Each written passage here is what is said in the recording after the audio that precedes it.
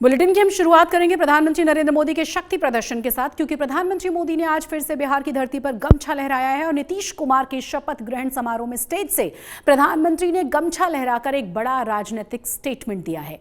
सवाल अब यह है कि बिहार के अंदाज में खुद को ढालकर प्रधानमंत्री मोदी किस राजनीति का इशारा कर रहे हैं।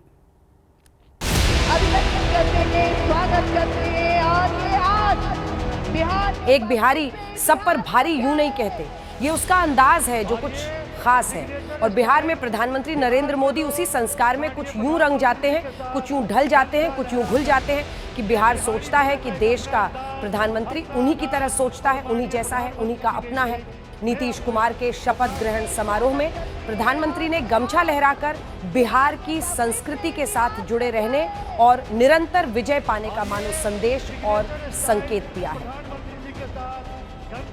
बिहार के लोगों का ये पसंदीदा एक्शन है जो खुद भी लोग यहाँ ग्रामीण परिवेश में करते आए हैं। गमछा घुमाना, गमछा गले में रखना, तो ये चीज़ यहाँ के लोग को पसंद है। और एक मैसेज भी है कि जो भी विरोधी हम लोग के आसपास फटकने का कोशिश करेगा उसको गर्दा उड़ा दिया जाएगा। गमछा घुमाने का स्टाइल क्या दिखाता है प्रधानमंत्री का?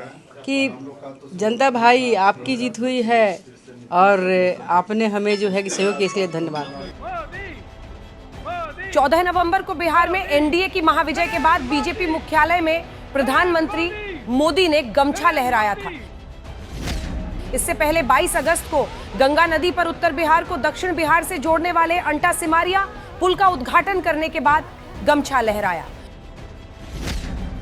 ये गमछा बिहार के साथ प्रधानमंत्री का पुल बन रहा है। ये बात आरजेडी ने समझने में देर नहीं की थी। 2 नवंबर को आरजेडी ने एक फेसबुक पोस्ट किया था। इसमें 30 अक्टूबर 2025 की प्रधानमंत्री की गमछा लहराने वाली तस्वीरें और 11 नवंबर 2024 की तेजस्वी यादव की गमछा लहराने वाली तस्वीरों पर लिखा गया था, ओरिजिनल होता है जिसकी सब नकल करना चाहते हैं। मोदी जी भी दिल ही दिल में तेजस्वी यादव जी के ही फैन हैं, लेकिन बिहार ने कम से कम 25 से 30 के लिए ओरिजिनल किसे माना ये अब सब जानते हैं। और अब नई सरकार से बिहार को नई ऊंचाइयों पर ले जाने का दावा है। युवाओं के लिए काम होना चाहिए, पहले से भी काम होते रहा है। आने वाले 5 सालों में भी सरकार की योजना है कि 1 करोड़ नौकरी और रोजगार की व्यवस्था की जाएगी। बिहार खूबसूरत हो, देश के मानचित्र नंबर 1 हो, उसी हम सब लोग प्रयास कर रहे हैं, अपने डिपार्टमेंट का प्रयास कर रहे हैं। हम जनता का जो आशीर्वाद है एक तरह से चुनौती है हम लोग के लिए, क्योंकि बिहार को विकसित राज्यों में शामिल करना, बिहार में उद्योग धंधे खोलने हैं, बिहार को डिजिटल बिहार बनाना है। 10वीं बार नीतीश कुमार के शपथ ग्रहण समारोह को प्रधानमंत्री नरेंद्र मोदी की मौजूदगी ने तो खास बनाया ही। ये समारोह एक तरह से एनडीए के शक्ति प्रदर्शन का गवाह भी बना। नीतीश कुमार की शपथ में नायडू भी आए। आंध्र प्रदेश के मुख्यमंत्री चंद्रबाबू नायडू मोदी सरकार के बहुमत के आंकड़े को पूरा करने के लिए नीतीश की ही तरह जरूरी है। नायडू के अलावा एनडीए शासित राज्यों के कई मुख्यमंत्रियों की मौजूदगी रही। उधर विपक्ष नीतीश को बधाई तो दे रहा है, लेकिन एनडीए की एकता में चिंगारी किसी तरह लगे इस कोशिश में सदैव लगा हुआ है। हम नीतीश कुमार जी को बधाई देते हैं, उम्मीद करते हैं कि उनके साथ धोखा न हो और वो अपना टर्म पूरा कर पाएं और बिहार के लिए जो पिछले 20 साल में नहीं हुआ उसमें से कम कुछ तो कर पाए। विपक्ष के कैंप से नीतीश कुमार को भड़काने की कोशिश चुनाव के दौरान भी हुई थी, लेकिन नीतीश कई बार साफ कर चुके हैं अब इधर उधर नहीं जाएंगे। गमछा वाले मोदी के साथ उनकी जोड़ी खूब जम रही है। ब्यूरो रिपोर्ट आज तक। गुजरात में चल रही एसआईआर की प्रक्रिया को लेकर गुजरात कांग्रेस के प्रतिनिधिमंडल ने आज मुख्य चुनाव अधिकारी से मुलाकात की है। कांग्रेस के नेताओं ने मतदाताओं की तमाम समस्याओं को लेकर मुख्य चुनाव अधिकारी को जानकारी भी दी। कांग्रेस का आरोप यह है कि 2002 की मतदाता सूची में लोगों के नाम नहीं मिल रहे हैं और अपना नाम ढूंढने में भी लोगों को बड़ी परेशानियों का सामना करना पड़ रहा है। हम कुछ अहम मुद्दे लेके कांग्रेस का हमारा प्रतिनिधिमंडल आज चुनाव आयोग के मुख्य कमिश्नर के पास हम लोग गए थे। हमारी पहली बात यह है कि यहाँ पे हर एक विधानसभा में 15,000 से 25,000 तक डुप्लीकेट मतदाता है। डुप्लीकेट मतदाता यानी उनका नाम एक विधानसभा में भी है और दूसरी विधानसभा में गुजरात में भी है। और कई जगह पे तो ऐसा पाया गया है कि एक नाम गुजरात की कोई विधानसभा में है और दूसरा नाम कई अन्य राज्यों की विधानसभा में है। तो ये सब लोग 2 बार वोट करते हैं। तो हमने चुनाव आयोग के सामने प्रश्न खड़ा किया है कि क्या आपके पास ऐसी कोई मैकेनिज्म है, आपके पास ऐसी कोई सिस्टम है कि आप ऐसे डुप्लीकेट मतदारों को ढूंढ निकालेंगे। तो ये एक हमारा अहम मुद्दा आज था। कांग्रेस के नेताओं ने मुख्य चुनाव अधिकारी के सामने एसआईआर को लेकर क्या क्या मांगे रखी हैं, इस पर कांग्रेस प्रतिनिधिमंडल में शामिल विधायक इमरान खेड़ावाला ने आज तक से खास बातचीत की है, वो भी आपको सुनवा देते हैं। एसआईआर को लेकर गुजरात कांग्रेस के सभी नेता आज जो हैं वो चीफ इलेक्शन ऑफिसर को मिले थे। मुख्य चुनाव अधिकारी को मिलकर काफ़ी सारी बातों की बात की गई। गुजरात में जो है बीएलओ के अब जो है मौत भी सामने आने लगी हैं, उनके ऊपर हैवी लोड है। वैसे में कांग्रेस नेताओं ने क्या बात की, सीधी बात जानते हैं कांग्रेस के विधायक से।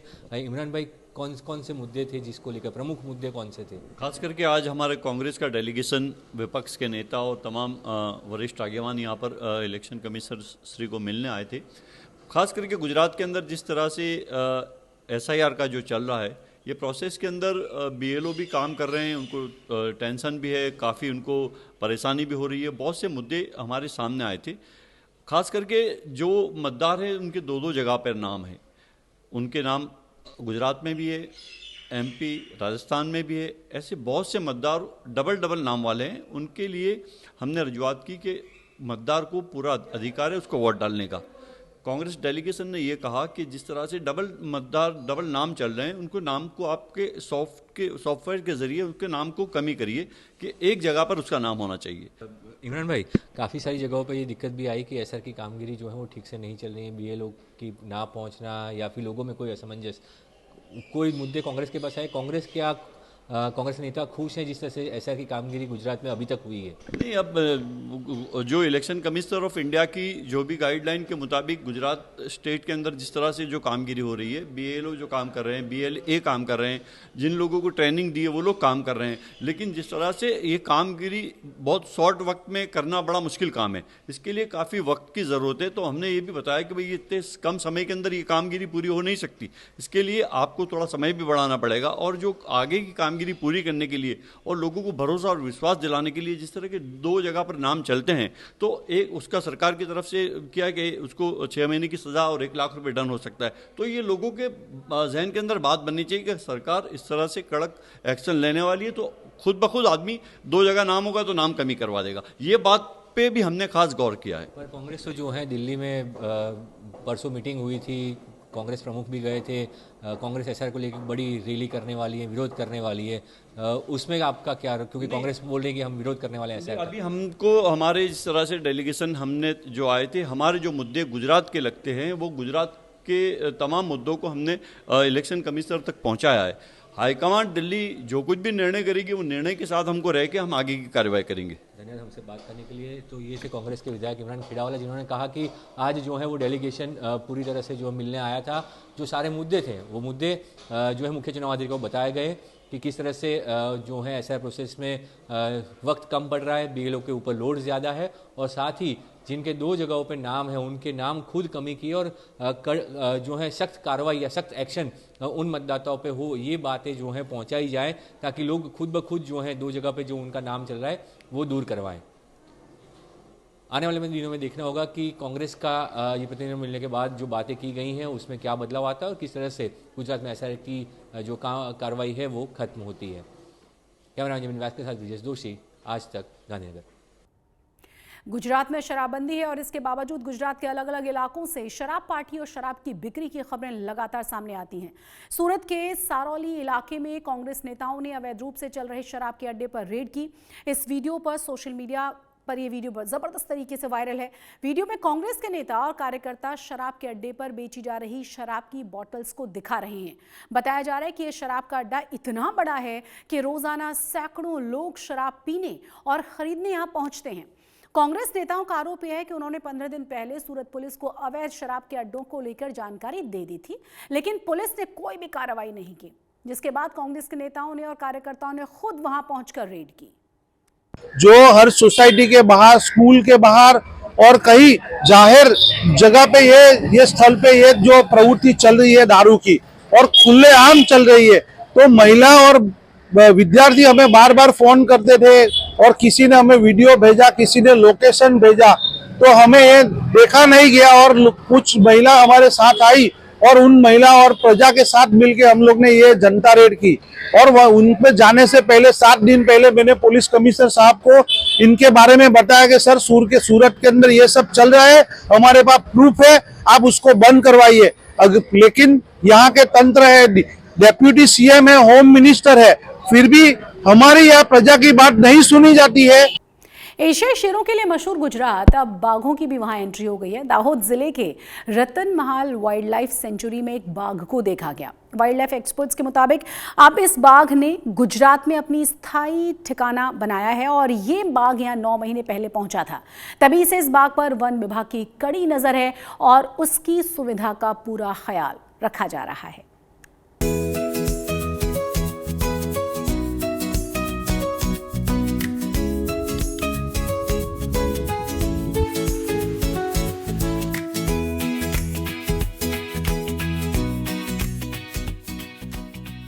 ये रॉयल बंगाल टाइगर है जो गुजरात से लेकर मध्य प्रदेश और देश भर में सुर्खियां बटोर रहा है।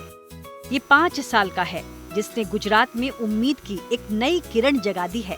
करीब 3 दशक में पहली बार एक रॉयल बंगाल टाइगर ने प्रदेश में स्थायी निवास बना लिया है। ये अपने आप में इकोलॉजी के नजरिए से एक ऐतिहासिक घटना है। वन विभाग के अनुसार इसे गुजरात के रतनमहाल में पहली बार 9 महीने पहले देखा गया था। तभी से इस बाघ की मॉनिटरिंग की जा रही थी। गुजरात का रतनमहाल मध्य प्रदेश के बाघों की आबादी वाले झाबुआ और काठीवाड़ा क्षेत्रों की सीमा से लगा हुआ है। हाल में मध्य प्रदेश में भी बाघों की आबादी में और इजाफा हुआ है। ऐसे में माना जा रहा है कि 5 साल का ये बाघ शायद एक नया इलाका तलाश करते हुए गुजरात पहुंचा है। अब इसी रॉयल बंगाल टाइगर की तस्वीरें सामने आई हैं। ये वीडियो अगस्त का है जब गर्मी थी। ऐसे में ये बंगाल टाइगर गर्मी से राहत पाने के लिए पानी में डुबकी लगाता नजर आया। गुजरात में रतनमहल के एरिया में एक टाइगर की उपस्थिति कुछ समय से है और उसके लिए जो है हम लोग काफ़ी उत्साहित भी हैं और हमारा अनुमान है कि ये एमपी के एरिया में जो टाइगर जो उसके बाहर भी कुछ टाइगर पॉपुलेशन है उसमें से शायद ये इधर झबुआ साइड से आया है और जब से आया हम लोग इसका कंटिन्यूअस जो है मॉनिटरिंग हमारा चालू है कि जो विस्तार है उसमें उसको प्रे बेस मिल रहे, उसको पानी की व्यवस्था वगैरह हो और उसको हम लोग कंटिन्यूअसली सभी तरह से उसको मॉनिटर कर रहे हैं। और इसके साथ साथ उसको नेशनल टाइगर कंजर्वेशन अथॉरिटी को भी हमने तुरंत ही इन्फॉर्म कर दिया था। गुजरात के रतनमहाल में रॉयल बंगाल टाइगर का आना कई और नजरियों से भी अहम माना जा रहा है, यानी बेजुबानों के लिए सुरक्षित और स्थायी आशियाने की जगह और बढ़ रही है। वो कहीं भी आसानी से आ जा सकते हैं। बाघों के संरक्षण के लिए देश में बाघ अभयारण्य बढ़कर 58 हो चुके हैं।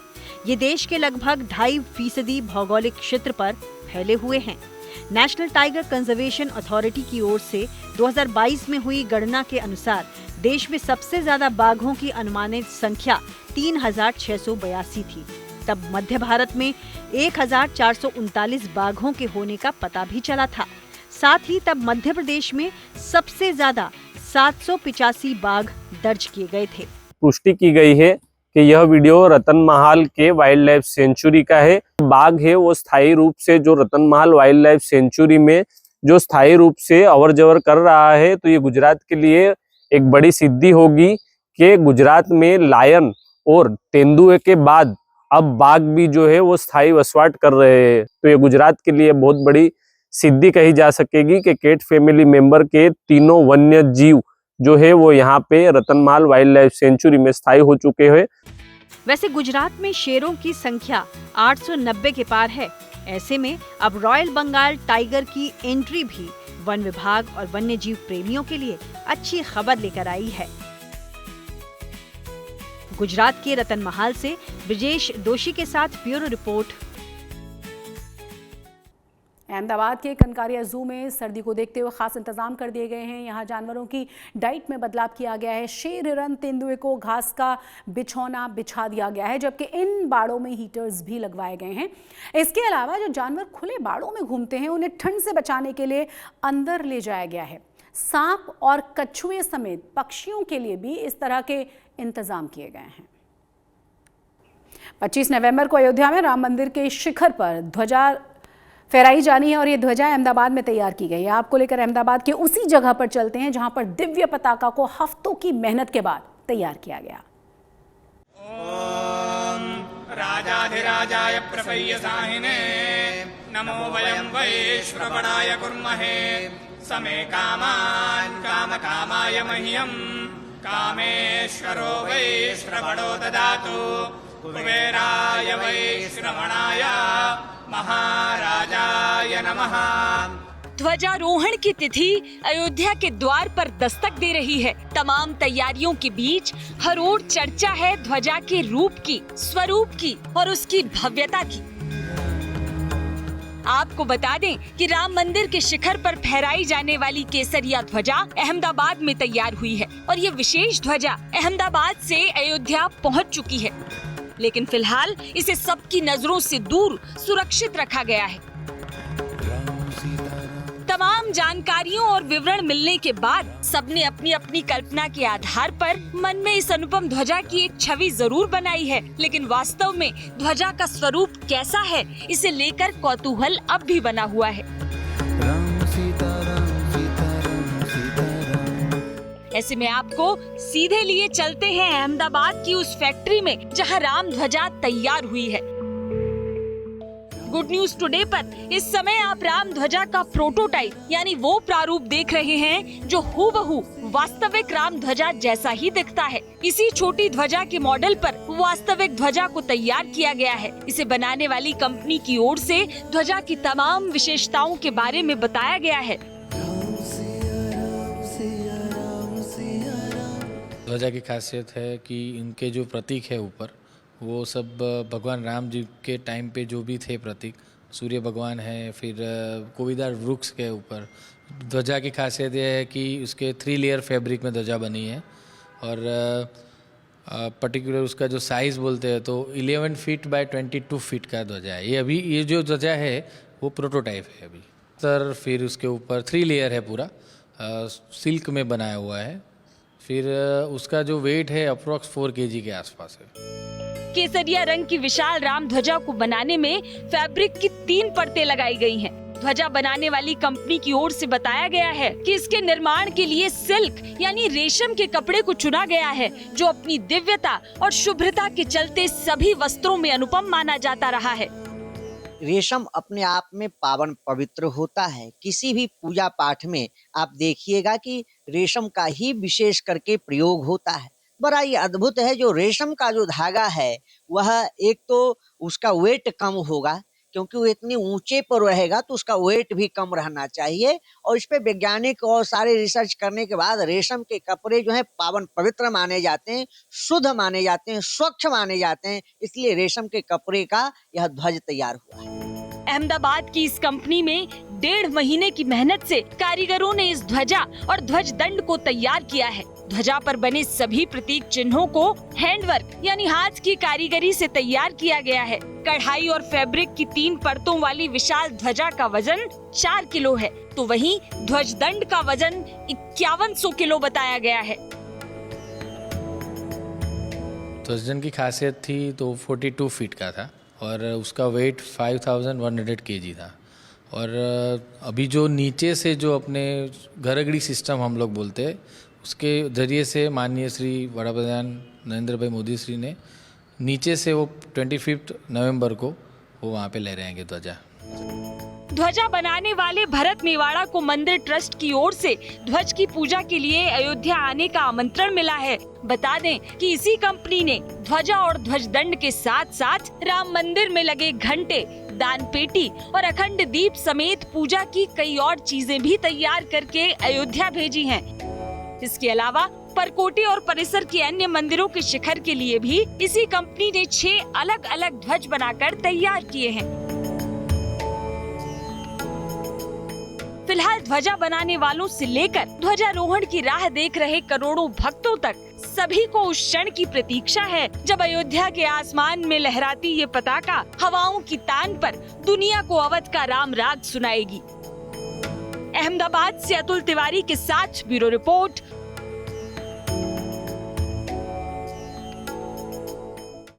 बॉलीवुड एक्ट्रेस और बीजेपी सांसद कंगना रनौत ने सोमनाथ मंदिर पहुंचकर महादेव के दर्शन किए हैं। कंगना ने सोमनाथ महादेव का जलाभिषेक किया और विधि विधान के साथ ध्वजा पूजन किया और इस दौरान उन्होंने महादेव का आशीर्वाद लिया। इसके बाद मीडिया से बात करते हुए कंगना रनौत ने ट्रस्ट के अध्यक्ष और देश के प्रधानमंत्री नरेंद्र मोदी के विजन की भी जमकर तारीफें की।